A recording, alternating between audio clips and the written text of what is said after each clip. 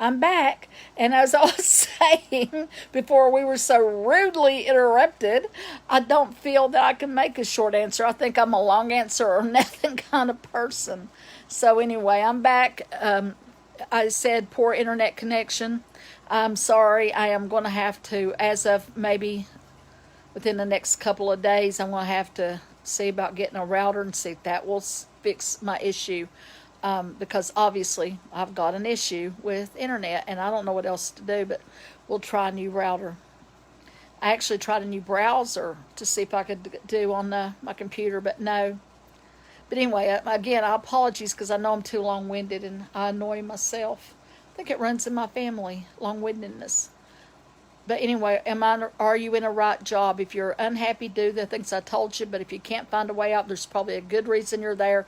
Even if it's not apparent, hindsight, you might see why you were needing to be there. That's a short answer. Yay for me. Somebody asked me something. I don't want to waste your time. Somebody better ask me something before I hang up. I really appreciate y'all tuning in.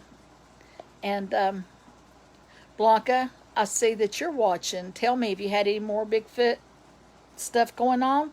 I bet you have. Blanca lives very close to me. Oh, okay, it's spectrum.com. Mine's been losing signal all day. She says, well, that makes me feel better that it's not just me. Spectrum, I don't even know what to say. But we tried Verizon here with my friend, Kim, and it didn't do any better, so I don't know what's going on. But anyway, the phone is actually using Spectrum, but it works great, so. Are we going to see better times? Thank you for asking a question, Nicole, April, whatever. Lordy, I hope so. I think it feels to me like, you walk through the fire, you might say, and if you walk on the coals carefully, you make it without getting burnt. But I feel like if you delay and you lose sight of what you're going for, you could get burnt. So I think what I'm trying to say is make sure that you set your sights on what you're hoping for, the goal that you're hoping for. And I think that will make us get through the dark times, at least it will maybe feel like we got through better, quicker, more so than we might have otherwise. It feels sort of like, of course, I think there's extremely high likelihood it's going to get better. But I also feel if there are not some lessons learned, A, it could be delayed before we get better, or B, it could maybe hinder us for a very, very long time as far as other things that could happen in the world, This is like a trial run, a learning experience, you might say. And I think we have to learn what is best for us. But hopefully, I think the virus is likely to get worse before it gets better. But I hope I'm wrong, and I might be. We could, but at this point, it's kind of looking like a dip, but then coming back up again. Okay, let's see. Somebody asked something. See what is this. I was on a flight last week and will be on one in the morning. Why do I have full expectations? Well, if you're feeling like you're going to see something supernatural, maybe it's because at some level you're already feeling that. That's happened to me before too. It's like I can feel it coming, and sometimes, you might be wrong and you don't see it, but very often it's because you're being told to prepare for that. And, sometimes it may be you've already had that experience and then you mistakenly think, okay, it's coming up, when actually you might have already had it. It's just in the back of your mind, and therefore you're not really recognizing it because you don't remember it. You had it, you don't remember it, but you just remember something happened. So you think, oh, that means something's going to happen when actually you already had it. And as I said, it seems to me like paranormal activity is a little on the upswing. I don't consider the UAPs to be paranormal. I think that's a scientific thing that is yet to be understood. It's all actually scientific thing yet to be understood. What am I saying? It all is. All of it. It's just we don't understand the mysteries of life yet. The end, I guess. Okay. Do I think there are consequences or fate? Of course there's consequences. For every action there's an equal and opposite action, and somehow or another I feel, oh, consequences is coincidences. Sorry, I can't, though I have my glasses on. Lorraine, that's a good question. Do I think there are coincidences or fate? Both, both. I feel like, I do feel, and well, yes and no. I'm going to have to rephrase that, Lorraine. Uh,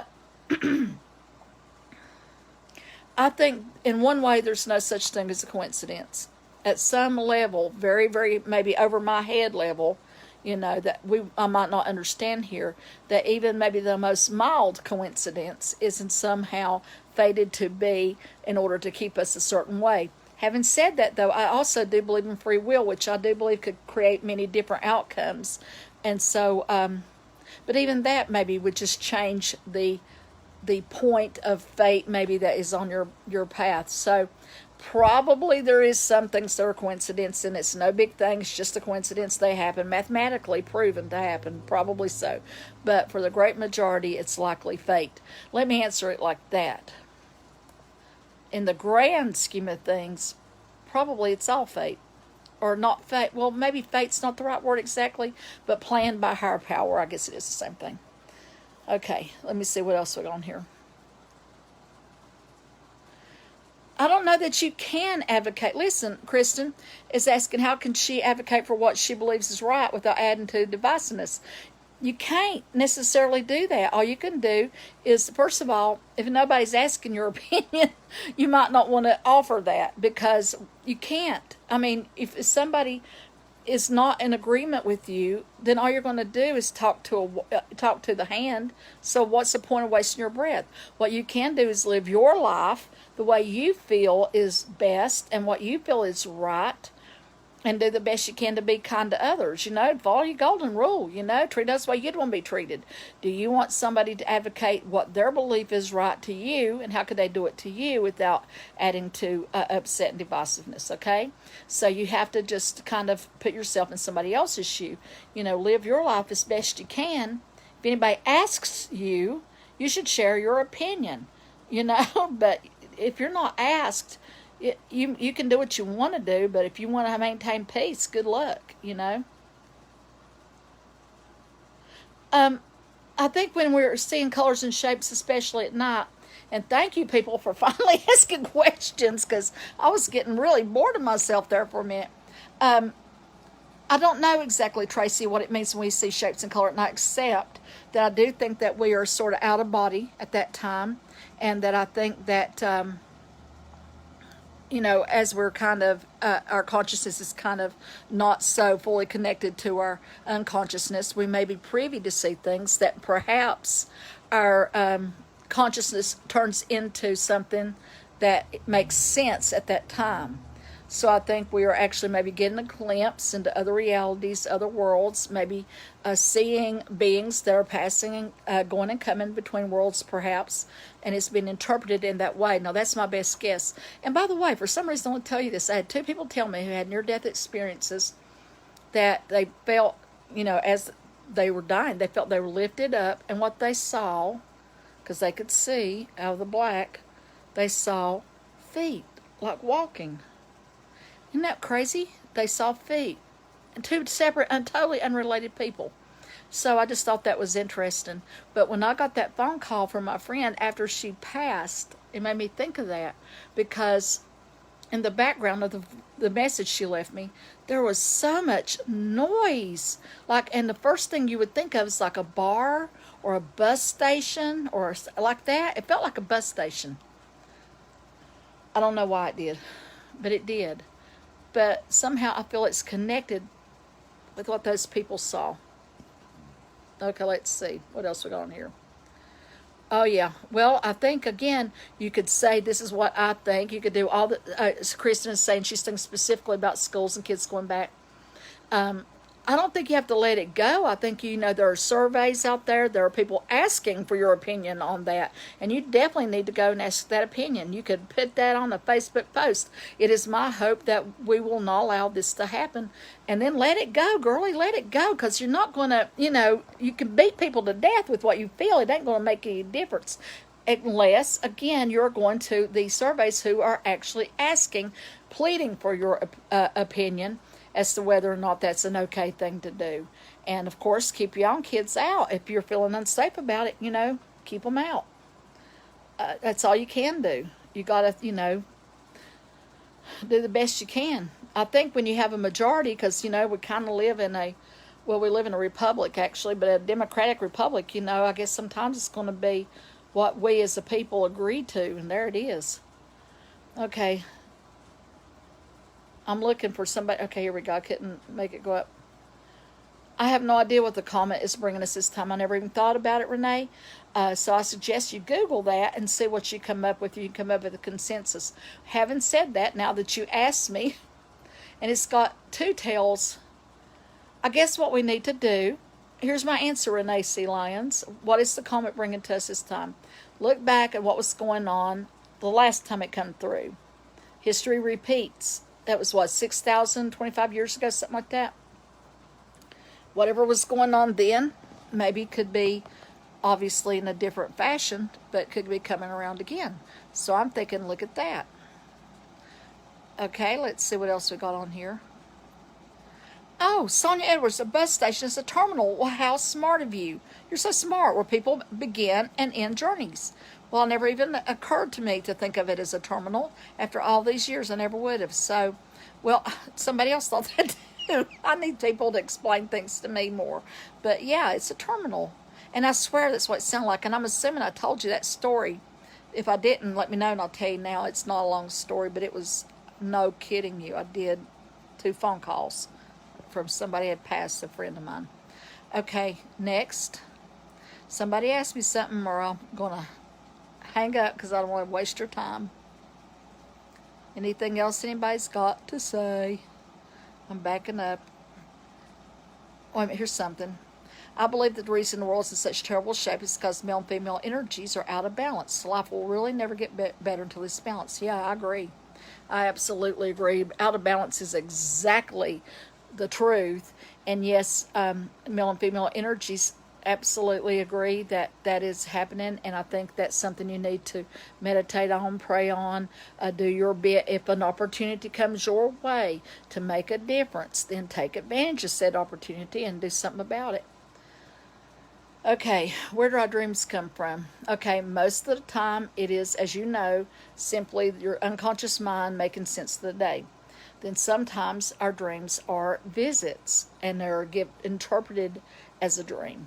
Okay, our dreams are, that we take the normal things and we make symbols out of them, and our unconscious mind speaks to us in that way.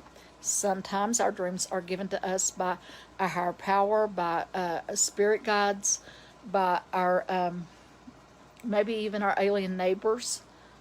And again, brain interprets them usually in signs and symbols that help us make sense. Okay, but again, you got to be careful that you don't remember. Most dreams are just. They're just dreams. Like Freud said, sometimes a cigar is just a cigar, and sometimes it's just a working of the day. And sometimes the most bizarre dreams are simply anxiety. And a lot of times the people that we dream about, it's not even about those people. Those people are representing an aspect of your own personality. So you got to kind of, if you're dreaming about a certain person, you got to think, okay, that's my dominating part, or that's my wild side. I used to dream about my daughter when she was a teenager, and it was like I was scared because I knew if I dreamed about her, I was going to be up to no good. It was really representing me. But having said that, now when you have a visit with a loved one, you may have a dream. It's different. It's like you're speaking to them across something between you, or you might be dreaming. Like I said, they might be. I don't know, just a different vibe to it, a different feel. Sometimes they'll glow even. And usually those happen when you're halfway half asleep. And you may not remember anything that was said, but you got to know it's there right here when you need it. Right here when you need it, okay? Also, you have the sometimes foretelling dreams, as you were probably talking about. And 2 things. It can be picked up from all the messages you're receiving during the day. It can come out at night through your dreams. Or sometimes, you might be given those by your spirit guides, or any of the other aforementioned two sources. So it's not black and white. There are many shades that could come into how the paranormal world, you might say, is speaking to you, as well as your own voice. What does it mean when you're a dream man and you see yourself in a dream? It means you're just seeing yourself in a dream. It's just you are a character in your dream. Okay. Somebody asked me something. I'm going back. Okay. Do you have a baby, Angela Huskins? Can I see you with your baby? I'm not sure what that means. If I think about it, I can see you with the baby, but I don't know if it's because you're putting it in my mind, and this format is not, really the best format to do a really Zoom in personal. But if you ask me that, I want to say I feel that you're supposed to have a baby. I don't know if that's good or bad. I could have just scared somebody to death right then. Okay. Kate and Lorraine actually do want me to tell that story about the phone calls. When are things going to calm down? I'm hoping soon, maybe November. November is Scorpio time. That is transition. Well, of course, we got an election too. But even if we didn't, it's not about that. It's the energy I'm talking about, and that's a transitional energy. But also, I don't know, it could be flat out war too. So it's a very transitional energy in that time, unrelated to that political stuff, and related to that political stuff. September seems to be a healing time, but also a time to be paying attention to home and health and safety. And I don't know, this just in September. Pay attention to home, health, safety, whatever. And also be paying attention to the past right now. I'm feeling like I need to look back, see where we've been, make sure we see where we've been so we can better see where we're going. It's like almost like a warning. This just in. And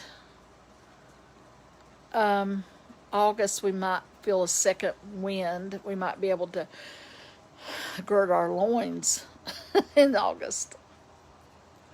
Okay. Brandi, Jamie probably got away with all kinds of stuff I don't know about, but she did get caught off a lot too in ways that, looking back on it, even I'm surprised. Okay, let's see. Okay. Energy for next week or two. Again, that's the looking back energy, the feeling things deeply energy, remembering childhood energy, thinking of our mother's energy, thinking of our own self as mother, even pet mothers, that kind of thing, nurturing energy. And a lot of psychic people are probably going to be hit really hard, to be honest, with a lot of feelings. You might actually have to, imagine you're protected in a shield that's got a mirror on the outside of it to reflect away any negativity, a mirror that maybe allows good blessings to come through. It could be a spiritual time too. But I definitely think you're going to be wanting to pay attention to things again, like your own well-being, your own health. Allergies are terrible. Okay, here's the story about the two phone calls from my friend.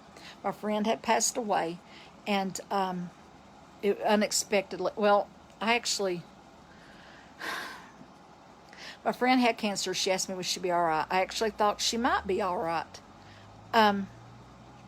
Angela, you have a baby, right? I feel you in the baby, and it feels great. That's all I can tell you. All right, I'm going to try again and tell you the story. I'm going to have to move away y'all's comments because I can't tell you that when I'm looking at the comments. Okay, because two people asked, I'm going to be quick and try to tell you. I have a friend, she had cancer. She called me up, I'm going to be all right, And I told her I really had a bad feeling about it, but, I didn't think it's destined for her to die. So, I told her, I was hopeful and everything. What are you going to do? Tell somebody something horrible? But anyway, I told her I was hopeful. And then, she came to see me or something, I don't remember now, and it's like she'd gotten better. She'd beat the cancer. It was bizarre. But I felt like when she left, I actually emailed my friend and said it was like death was sitting in my office. It was. It's the only way I could describe it.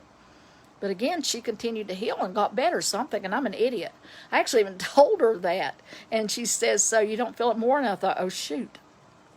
Because I kind of did, but then I'm thinking, well, what am I know? I'm an idiot. So I said, I don't know anything, whatever.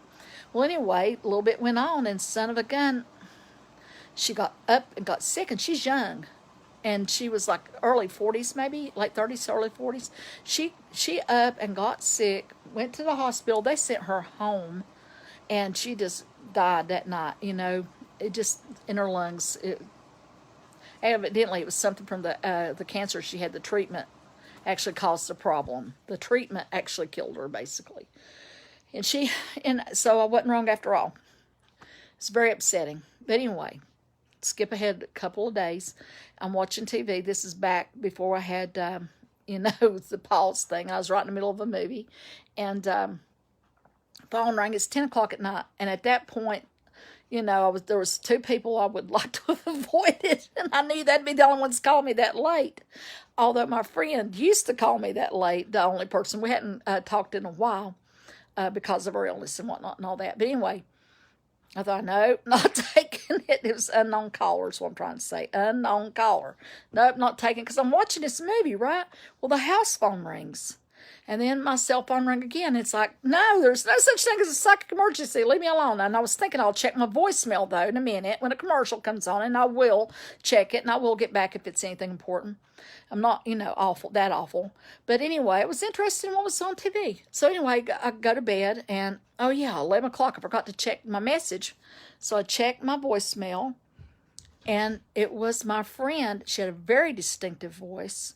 And she always said, Angela. She never said, hey, Ange, or hello, it's me. She always, I would say hello, and she would reply, Angela.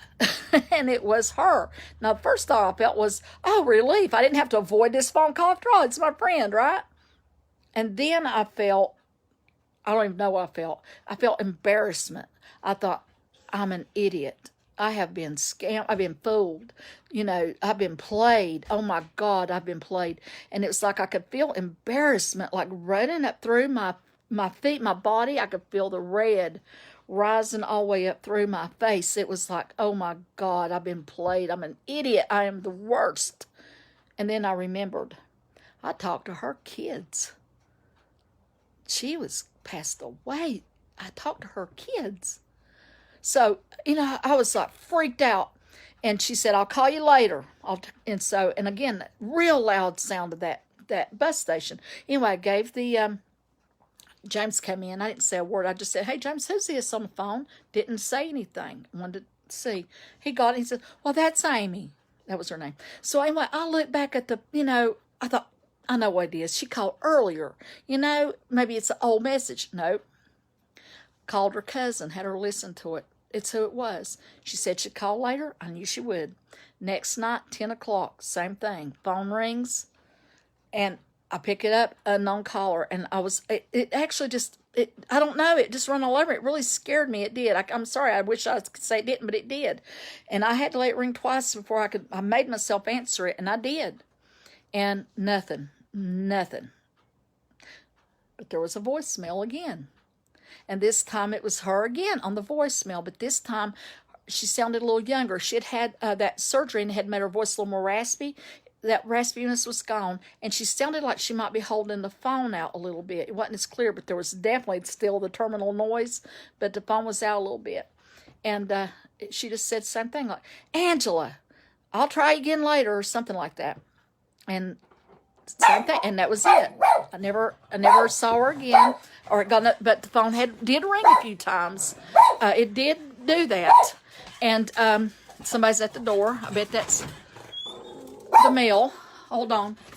Oh, just leave it there. Are you sure? Yeah, just prop it somewhere where it won't fall. Thank you so much. Oh, I definitely appreciate it. Thank you. I'll get somebody to haul it in here in a minute. Okay. Thank you. That was something for my kid. So anyway, that happened, and like I said, the phone did ring a few times after, but just one time, and that was the end of it, and everything. And so anyway, there's that story. Okay, I guess I'm done with the stories. Anything else anybody want to talk about? And I'll just go ahead and get off of here. I feel like I'm boring you to death. I can't tell a short story to save my life.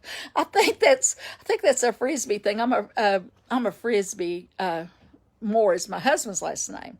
And I've noticed a lot of Frisbees talk an awful lot. Okay, nobody said, well, soul contracts, yes. And that's it. I'm going to go. Yes, I think before we ever come to this planet, we do have contracts very often with other people. And that we say, we'll meet up at this place and this time. Well, thank you, Wanda, for saying that, for sharing that story. I was afraid maybe I bored you to death. But anyway,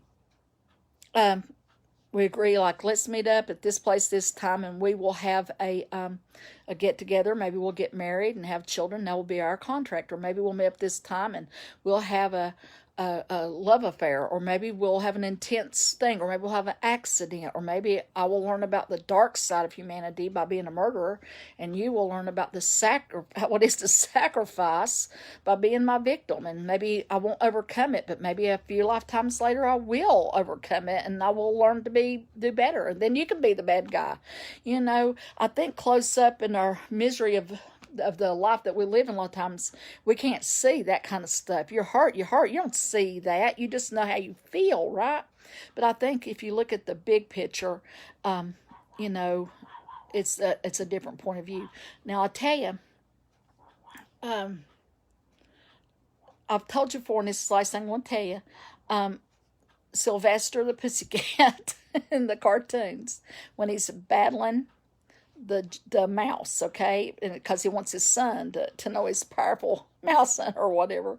And so he is telling his son, I'm going to go in there and I'm going to this junkyard or wherever it was, and I'm going to catch that mouse, or one time it was a ship, whatever. There's different variations on this story. He's going to go kill the mouse.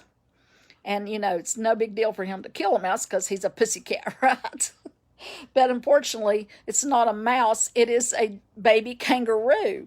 And so he tells him, close this door. Don't let me in, no matter how much I kick and scream and holler, no matter what I say, don't let me out, because I'm going to conquer that mouse. I'm a cat. I'm not going to let a mouse get the best of me, even though, again, it's a baby kangaroo. And, of course, as soon as he gets in there, he starts banging and carrying on. Let me out of here. Let me out of here. I got to get out of here. But I get, and of course he can't get out. I think that's how it is on Earth. I think we made agreements and contracts, maybe just a contract with our own spirit to go and have a human experience. And we decided to do that. And we get here and we kick and scream and let me out, let me out. I've many times have said that. But there you are. And I think we're, because of our contracts and whatnot, we are condemned or whatever to fit, or sometimes allowed to enjoy. And that's what I'd like to see coming up for a lot of us, allowed to enjoy, our lives, and maybe even be a light to others. And Angela, one good thing, she says she feels like that. It does get better, I think, for most people, not everybody, but for most people, as you get older, you learn not to care so much about stuff that don't matter, and you learn how to be a better person. So anyway, not to be a better person, you learn that too, but to maybe help you learn by being a better person yourself, and by enjoying the company of others, how they are also learn to be better people. And I think it makes life a little easier for a lot of people. If you don't learn nothing, though, you're going to keep right on repeating and repeating and repeating. You got to learn as you go. This is not good for me. This is bad for me. This hurts. I will not do this again. That's the part that kills me is, people get hurt and they just keep doing the thing that hurts them, expecting a different result. And I've also warned y'all about asking for things when the universe has said no, because the universe might just decide to let you have it, and you have to learn the hard way too. I done told you people, when I was a little kid, my papa had the yummiest stuff. He used to look like chocolate to me, and I wanted it. And I begged and I pleaded. He finally gave me a bit of it, and I didn't want it more because it's chewing tobacco. It was not good at all. I found out that my cousin, he actually gave it to the boy cousins, but he tried really hard not to give it to me. But no, I had to have it, and I kept on asking and asking and asking, and guess what? I got what I asked for, and guess what? I got burnt, and that's what you don't want to do. You want to ask, your higher power what you need, and maybe to give you what you don't know you need that you need, maybe. That's a good way to put it. But sometimes when you keep on pushing for something, and everything in the world is saying no, you get burnt. You get burnt. You don't want that, do you? And somebody was asking a few minutes ago about little people. You remind me next week, if I decide to do this, I'll tell you a little people's story, okay? But yeah, there are little people. There are all grades of things that are not alien to this world. There are all kinds of, I think, interesting dimensional places that maybe there are portals between. Maybe they come and go. Maybe you go in and you're there for a minute and you've actually been gone for years and years, you know? So anyway, what was it? Somebody said they asked for, oh no, somebody else asked for twin tobacco too. I'm glad I'm not the only one. Alrighty, thank you all for watching. I appreciate it. I hope I haven't bored you silly. And yeah, Angela, do you feel that there's all kinds, if you feel there is something there, probably there's something there, okay? Don't disregard your own feelings, okay? If you think there's something going on, it's probably something going on. And it's interesting. Set up a camera. You know, put out some milk if you feel there's little people or the fairy folk. You could put out a little milk outside. And then, you know, be careful about how you interact with them, though. They get offended easy. And then in the next day, if that milk's still there, if a raccoon didn't get it or whatever, just pour it on the ground. But that's one thing you can actually do to as a friendship offering. Okay, well, I guess I better go drag that package in here and see what's going on. Her sister saw with a little blue hat around here. It's a red hat. That's wild. That's very interesting. Okay, thank you, Kate. Okay, Ollie Bum, you people quit talking to me. Sometimes I'm fearful when I walk outside. That's going back to a caveman thing. You know, you go out in the dark, you're a caveman, right? You're going to probably get eaten by the saber-tooth. So I think that we have evolved in such a way to make us fear things that are unsafe. No, you don't make fun of nothing from the other realms, Shannon. That's very, you're right. Dangerous. Okay, bye.